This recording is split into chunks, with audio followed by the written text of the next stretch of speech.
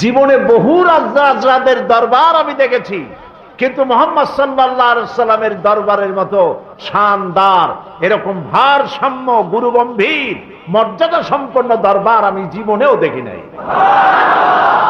তার কোনো সিংহাসন নাই, সাধারণ মানুষের মধ্যে তিনি বসেন, নিজের জন্য আলাদা কোনো সিংহাসন নাই।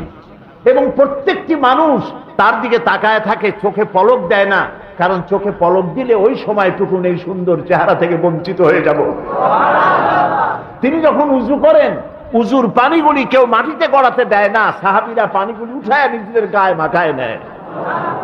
আমি এমন দরবার জীবনে কোথাও দেখি নাই।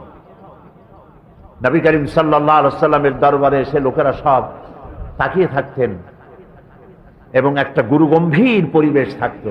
কিন্তু এই গুরুগম্ভীর পরিবেশকে রাসূলুল্লাহ বেশি সময় থাকতে দিতেন না। তিনি মাঝে মধ্যে রসিকতা করতেন।